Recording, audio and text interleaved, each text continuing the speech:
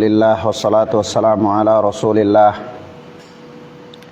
wa ala alihi wa ashabihi wa man wala. Amma ba'd. Ikhwana fid din, rahimani wa rahimakumullah. Kita masih dengan pembahasan perna-pernik tentang as-siyam, hal-hal yang berkaitan dengan as-saum, yakni puasa. Kita masuk pada pembahasan yang berikutnya dengan merujuk pada kitab Al-Wajiz oleh Syekh Abdul Azim Badawi hafizana wa hafizahullah, ma yubahu lis-shaim, hal-hal yang dibolehkan bagi orang yang berpuasa. Hal-hal yang dibolehkan bagi orang yang berpuasa. Sebagaimana kita ketahui ya ikhwan, bahwa asal dalam berpuasa itu adalah menahan diri. Menahan diri dari hal-hal yang tidak bermanfaat atau yang dapat membatalkan puasa. Sebab itu ada hal-hal tertentu yang apabila seorang dia melakukannya, maka itu termasuk perkara yang dimaafkan dan tidak membatalkan puasanya. Nah, maka ini perlu kita tahu supaya jangan sampai seorang dia mengira puasanya batal padahal tidak ya. Nah, itu hal-hal yang dibolehkan bagi orang yang berpuasa.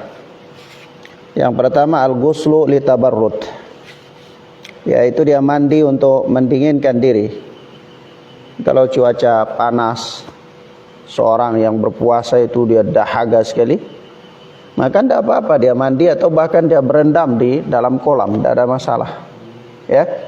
Nah, atau mungkin dia merasa luar biasa panas ya, dia taruh es batunya di kepala ya, di kepala atau di lehernya mungkin ya, itu tidak ada masalah, tidak membatalkan puasanya ya. Naam. An Abi Bakr bin Abdurrahman an ba'di ashabin Nabi sallallahu alaihi wasallam qala, dari Abu Bakar bin Abdurrahman, dia berkata dari sebahagian sahabat Nabi sallallahu alaihi wa alihi wasallam,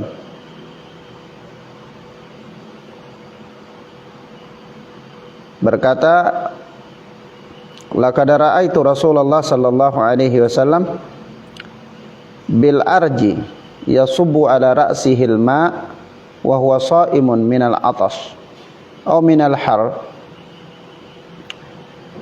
Sungguh aku pernah melihat Rasulullah sallallahu alaihi wasallam di Araj, itu yasubbu ala ra'sihil ma, beliau siram kepalanya dengan air, wa huwa sha'im, sementara beliau dalam keadaan berpuasa.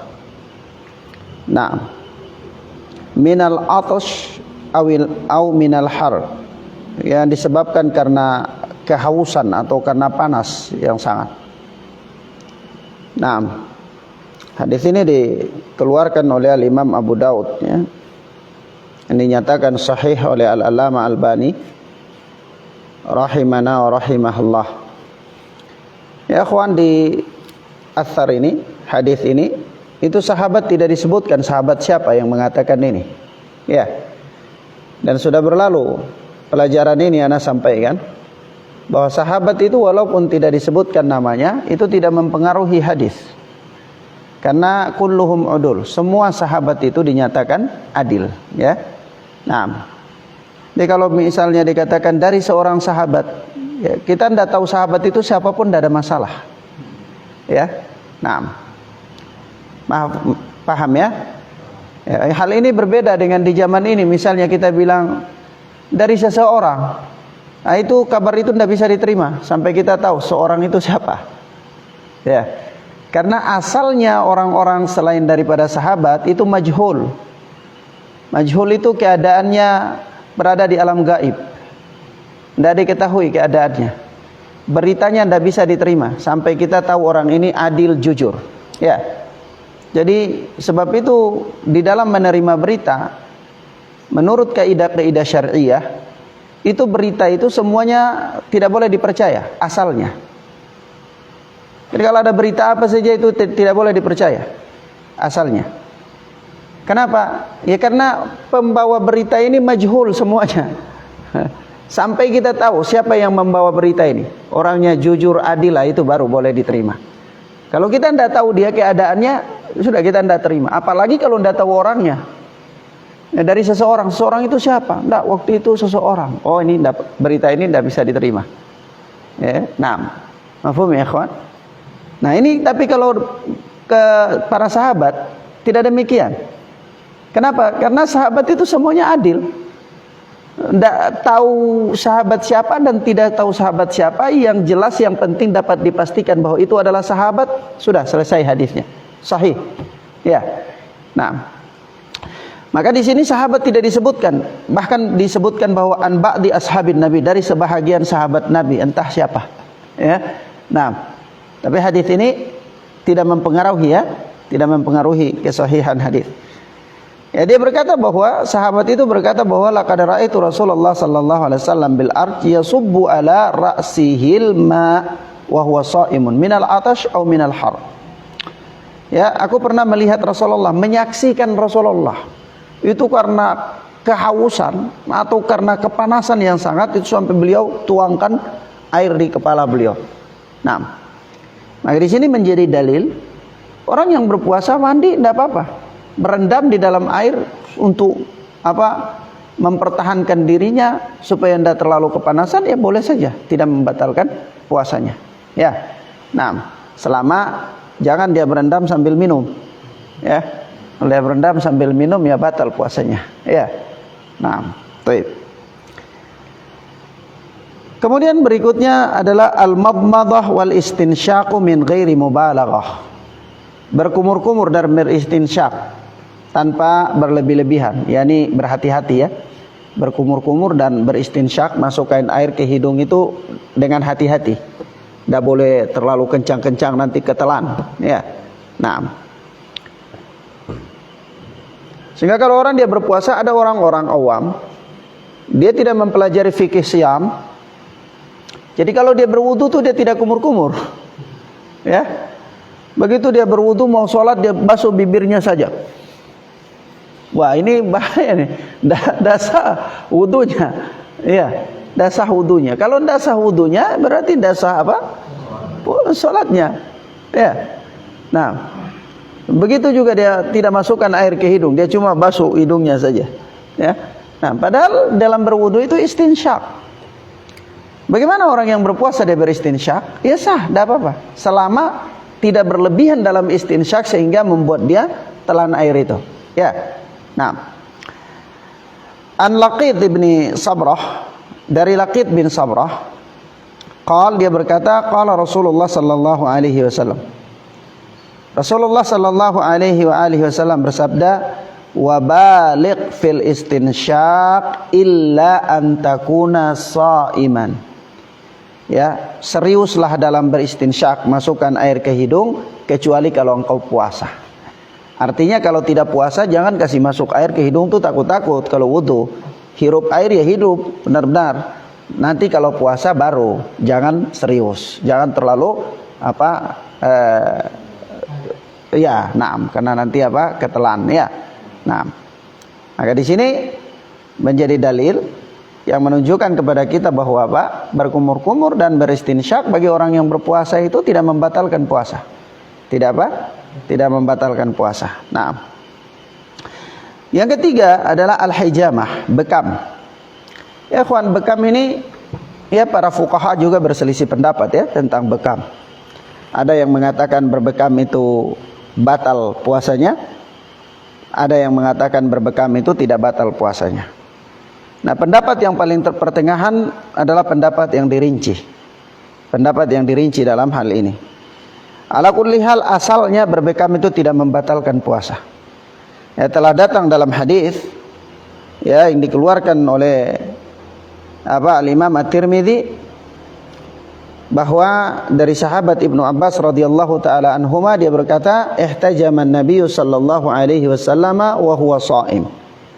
Ya, Nabi sallallahu alaihi wasallam pernah berbekam sementara beliau dalam keadaan berpuasa, ya.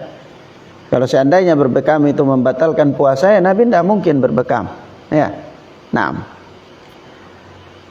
Kemudian kata Syekh, wa tukrahu in khasya ala nafsihi dha'fan. Hanya saja tidak disukai apabila dikhawatirkan orang yang bekam itu dia lemah. Ya, dari sebab bekam itu akhirnya dia itu lemas orangnya. Nah, itu tidak disukai kalau dalam keadaan puasa. Tapi kalau misalnya dalam keadaan dia berpuasa lalu bekam, dia biasa saja, tidak mempengaruhi fisiknya, ini tidak ada masalah. Tidak ada masalah. Dan bahkan tidak membatalkan puasa. Ustaz, kalau begitu donor bagaimana? Ya, kalau donor tidak membatalkan puasa. Ya, donor tidak membatalkan puasa. Yang membatalkan puasa itu apa? Kasih masuk, apa itu namanya, dokter? Ya, Pak Dokter. Kasih masuk darah itu namanya apa?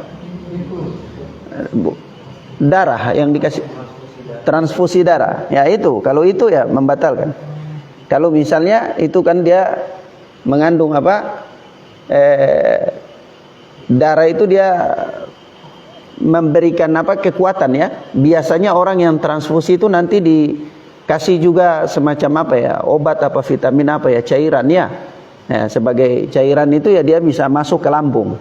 Nah, itu yang kemudian membuat puasanya jadi apa? Batal. Ya, mafhum ya? Baik. Begitu pula hukum infus. Ya, infus kalau dia mengandung apa namanya, bahan makanan, vitamin atau yang sejenisnya yang dia masuk ke lambung dan diolah itu, ya maka itu batal puasanya. Membatalkan apa? Puasanya. Mafhum ya, ikhwan? Nah. Tapi kalau bagaimana dengan cuci darah? Nah, cuci darah itu setahu ana, kalau ana membaca keterangan-keterangan para ulama dalam hal ini, itu ada dua jenis ya. Mungkin nanti ilmu kesehatan yang lebih paham ya. Itu ada dua jenis. Ada satu jenis itu yang hanya sekedar dikeluarkan saja darah itu, lalu dicuci kemudian nanti dimasukin lagi. Begitu ya, dokter ya. Nah kalau dengan jenis ini tidak membatalkan puasa. Tidak apa? Tidak membatalkan puasa. Tapi kalau dengan jenis satunya lagi itu ada apa? Melalui proses apa gitu ya? Yaitu membatalkan puasa. Ya, ana tidak terlalu paham dalam ilmu kesehatan, jadi yang ana paham yang membatalkan dan tidak membatalkan saja. Tapi kalau jenis yang ini, jenis cuci darah dengan cara darah itu dikeluarkan semua, ditampung lalu dibersihkan, kemudian dimasukin lagi ya ke dalam tubuh dengan cara yang seperti ini, maka ini tidak membatalkan puasa. Mafhum ya, ikhwan? Baik.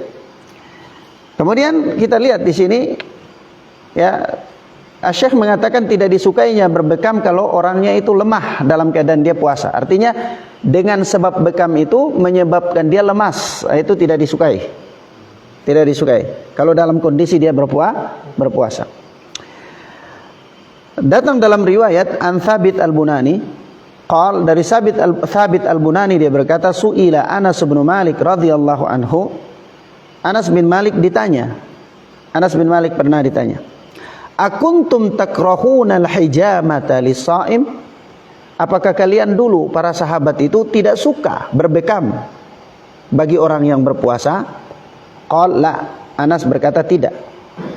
Ya bekam aja walaupun dalam keadaan berpuasa, illa min ajli dha'fi, kecuali kalau menyebabkan dia lemas. Ya. Nah. Mafhum ya, ikhwan? Jadi hukumnya apa? Makruh. Hukum pertengahannya makruh. Kalau dia lemas, makruh. Sebagian ulama mengatakan kalau dia lemas, batal. Tapi untuk mengatakan batal itu kan membutuhkan dalil ya. Membutuhkan dalil. Ibadah puasa itu untuk menetapkan dia sah atau tidak sah itu membutuhkan dalil. Nah, di sepanjang ini tidak ada dalil yang mengatakan demikian, batal puasanya. Ya, mafhum ya, ikhwan? Maka dia kembali kepada hukum asal, bahwa puasa itu tetap ada. Sama dengan orang yang sholat.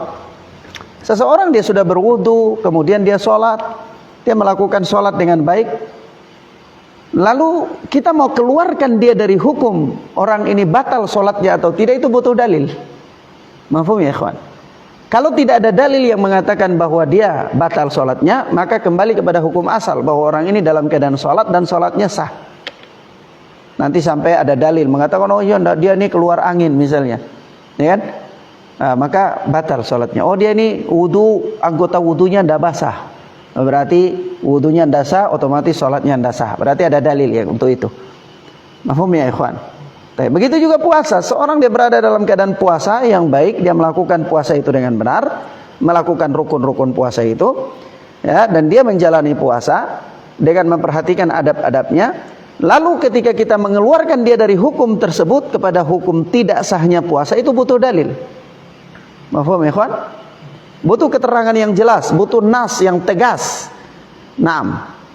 Nah, ternyata ketika tidak ada nas yang tegas, maka orang ini kembali kepada hukum asal, yaitu puasanya itu sah, tidak terganggu. Mafhum ya ikhwan? Baik. Kemudian yang keempat, ini hukum bekam ya. Hukum bekam itu tidak membatalkan puasa. Mafhum ya ikhwan? Baik. Kemudian yang berikut, yang keempat adalah al-qublah wal mubasyarah liman qadara ala dhabti nafsih. Ya, berciuman dan bercumbu dengan istri, ya, liman qadara ala dhabti nafsih, bagi orang yang mampu menahan dirinya. Kalau tidak mampu jangan ya. Nah, Pak Joko tidak boleh kalau tidak mampu, ya. Nah, tapi kalau mampu tidak apa-apa. Peluk-peluk tidak apa-apa, ya, cium, ya, dicandain tidak ada masalah. Tidak batal puasanya. Ya Ustadz, tidak mampu itu maksudnya gimana? Ya tidak mampu ini maksudnya tidak mampu menahan syahwatnya sampai terjadi hubungan suami istri. Mafhum ya? Tapi orangnya Ustadz, orang ini memang mampu, tidak terjadi hubungan. Hanya dia itu ya kondisi syahwatnya kalau sudah bercumbu biasanya keluar mani. Ya. Mafhum ya? Tanpa melakukan hubungan, gimana? Batal apa tidak? Pendapat yang rajih tidak membatalkan puasanya. Pendapat yang rajih, ya, naam ya, mafhum ya ikhwan. Pendapat jumhur, meskipun ada sebagian fuqaha mengatakan batal, sebagian fuqaha mengatakan batal, tapi pendapat yang rajih mengatakan tidak membatalkan. Mafhum ya ikhwan. Baik. Sebagaimana nanti permasalahan ini disebutkan oleh Imam Asy-Syaukani di dalam Nailul Autar. Tapi karena ini berkaitan dengan al-qublah wal mubasyarah, maka ana sebutkan khulasahnya, ringkasannya kepada antum. Ya. Mafhum ya ikhwan? Baik. An Aisyah radhiyallahu taala anha qalat, dari Aisyah yang Allah telah meridhoinya, dia berkata, kana an-nabiy sallallahu alaihi wasallam yuqabbilu wa yubashiru wa huwa shaim. Adalah Nabi sallallahu alaihi wasallam itu beliau mencium dan mubasyarah, yakni bercumbu dengan istrinya wa huwa shaim, sementara beliau dalam keadaan berpuasa. Jadi yuqabbilu itu fi'il mudhari ya. Jadi kalau dalam kaidah bahasa, kalau kana setelah kana itu fi'il mudhari, kata kerja bentuk akan datang atau sedang, itu maksudnya perbuatan itu sering terjadi. Mafhum ya ikhwan? Paham ya? Jadi bukan sekali, tapi perbuatan itu sering terjadi. Ya, bahwa kata Aisyah, Nabi sallallahu alaihi wasallam sering mencium istrinya, kemudian bermubasyarah dengannya, ya, bercumbu dengannya dalam keadaan beliau itu berpuasa. Wa kana amlakakum li irbih, dan Nabi itu orang yang paling bisa menahan syahwatnya dari kalian. Naam. Nah, di sini sisi pendalilan adalah bahwa Nabi sallallahu alaihi wasallam bermubasyarah, bercumbu dengan istri. Mafhum ya ikhwan? Nah, ini hal yang dibolehkan bagi orang yang berpuasa. Seandainya perkara ini tidak boleh, maka Nabi sallallahu alaihi wasallam tidak akan melakukannya. Maka Aisyah mengatakan di situ radhiyallahu taala anha, wa kana amlakakum li irbih. Nabi itu paling bisa menahan syahwat. Artinya apa? Bercumbu itu jalan tapi tidak terjadi hubungan suami istri. Karena Nabi bisa mengendalikan syahwatnya. Mafhum ya ikhwan? Paham ya? Naam. Baik. Nah, kemudian bahkan ada dalam sebagian riwayat itu Nabi Aisyah radhiyallahu taala anha katakan dia perintahkan untuk pakai sarung ya, pakai sarung. baru Nabi sallallahu alaihi wasallam mencumbuinya. Artinya menjaga jangan sampai terjadi hubungan suami istri. Ya. Nah, kalau zaman sekarang ini ya mungkin Pak Taufik ya harus pakai seragam lengkap ya. Nah, biar tidak terjadi, biar tidak bablas. Ya. Nah. Taib.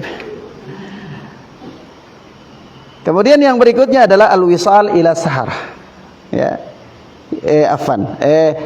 Ayus biha junuban. Masuk waktu subuh dalam keadaan junub.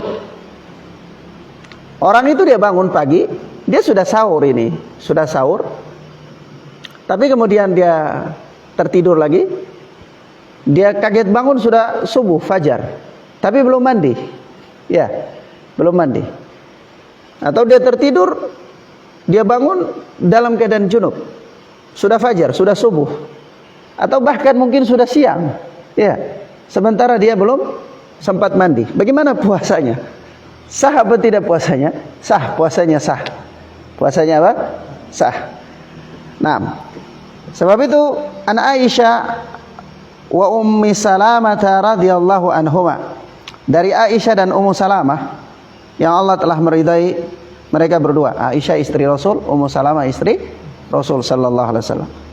Ya, Aisyah adalah salah satunya gadis yang dinikahi oleh Rasulullah. Sementara Ummu Salamah adalah janda yang berusia 29 tahun yang dinikahi oleh Rasulullah sallallahu alaihi wasallam. Jadi Rasulullah nikahi Ummu Salamah itu 29 tahun ya. Tapi Ummu Salamah katakan saya sudah tua. Jadi jangan antum baca yang sudah tuanya saja. Kalau baca yang sudah tuanya ntar nanti boleh poligami tidak apa-apa tapi sama nenek-nenek. Ya. Kalau sama nenek-nenek tidak sesuai dengan tujuan pernikahan. Antum cuma bisa ambil minyak wangi, minyak angin. Ya. Nah, tidak sesuai. Tidak sesuai dengan nenek untuk apa dinikahi? Tidak ada faedahnya. Ya. Nah, padahal pernikahan itu harus ada faedah, ya, oke. Ya. Makanya pulang kajian itu cepat-cepat langsung itu karena ada faedah. Ya, tidak boleh lama-lama. Malam Ramadan ya, siang tidak bisa lagi.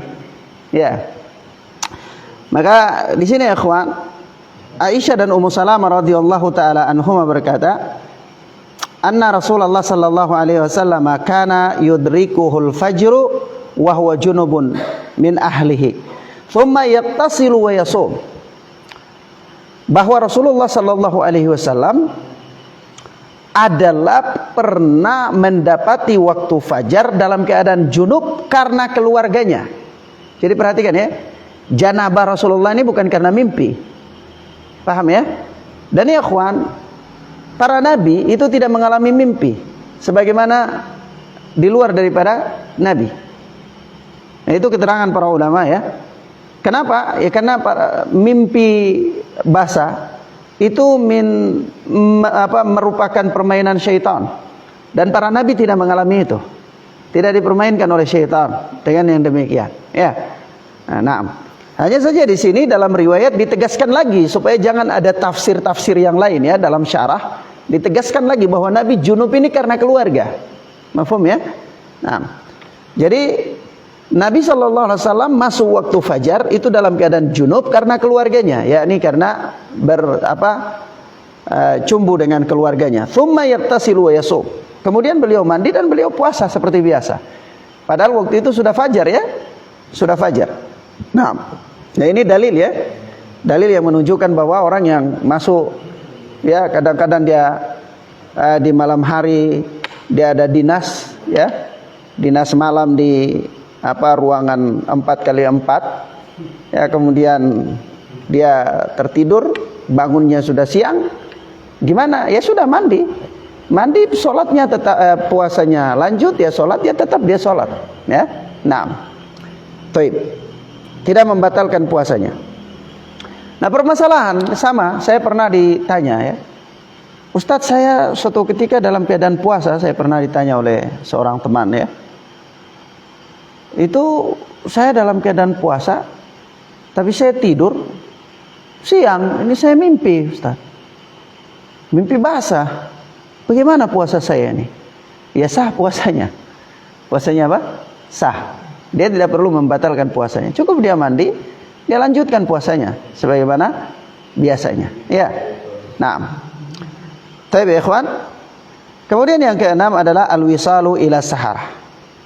Yani dia menyambung puasanya sampai sahur.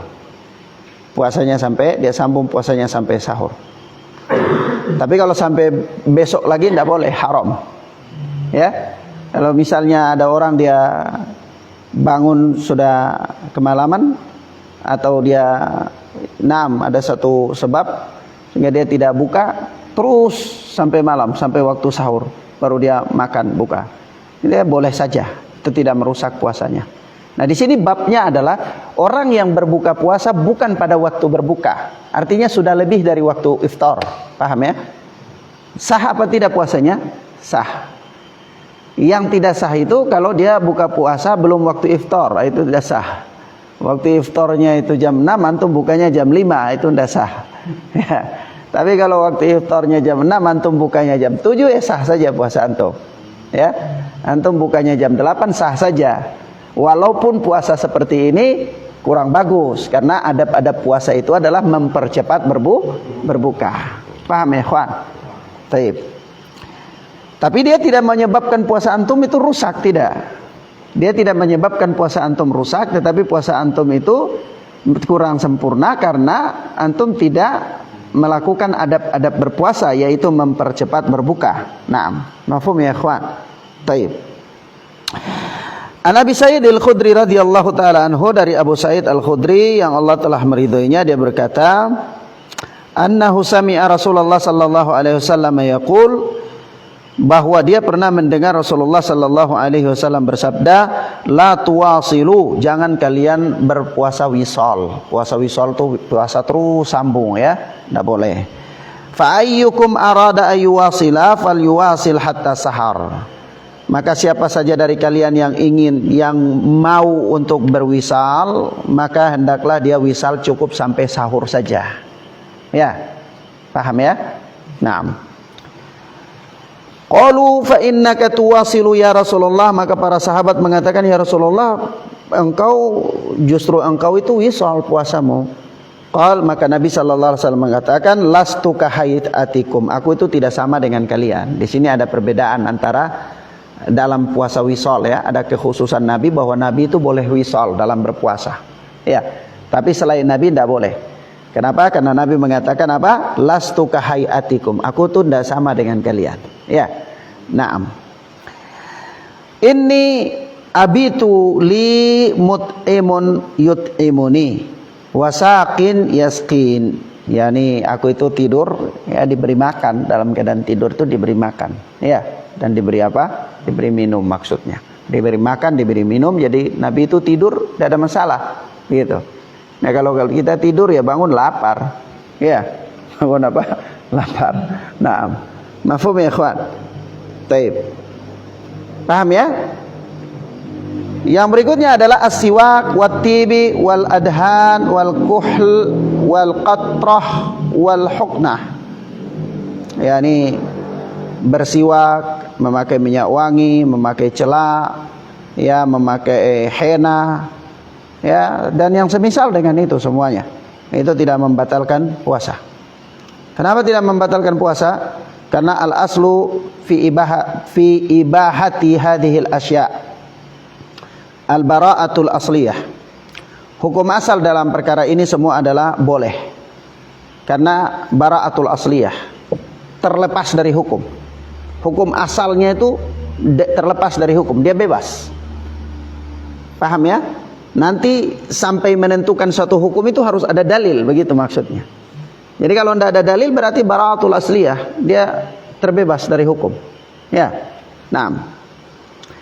Walau kanat mimma yahrumu ala shaim labayyanahu Allah wa rasuluh. Kata Syekh, kalau seandainya perkara-perkara ini itu diharamkan bagi orang yang puasa, pasti Allah Subhanahu wa taala dan Rasulnya telah menjelaskan.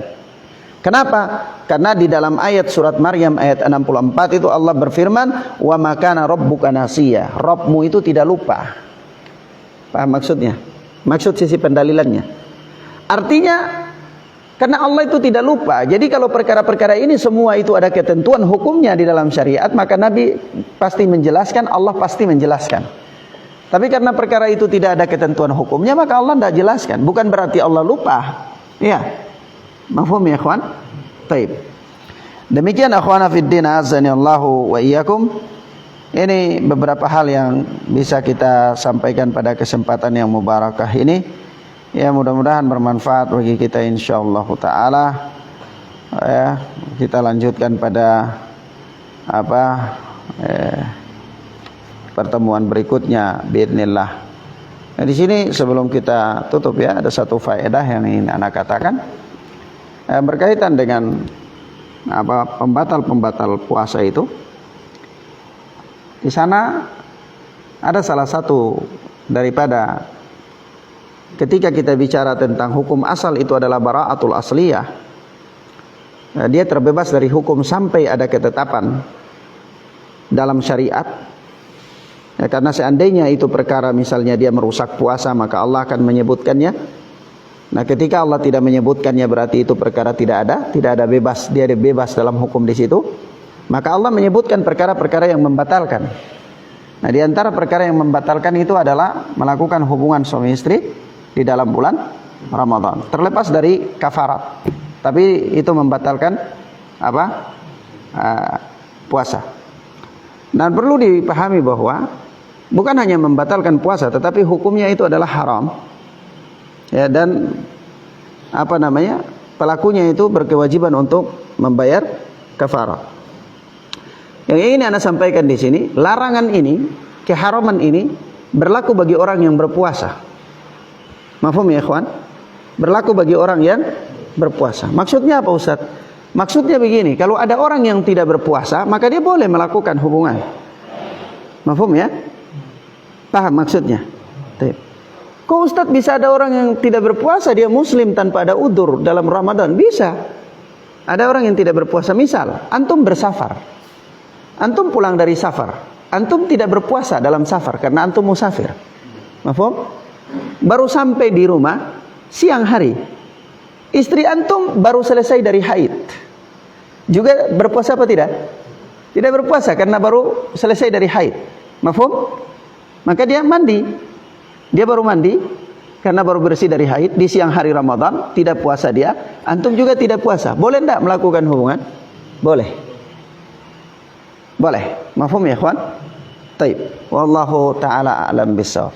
Ila huna naktafi bihadza dars. Wassallallahu ala nabiyyina Muhammad wa ala alihi wasallam. Ya. Subhanakallahumma bihamdika asyhadu an la ilaha illa anta astaghfiruka wa atubu ilaik. Tidak ada pertanyaan ya. Sudah malam ya.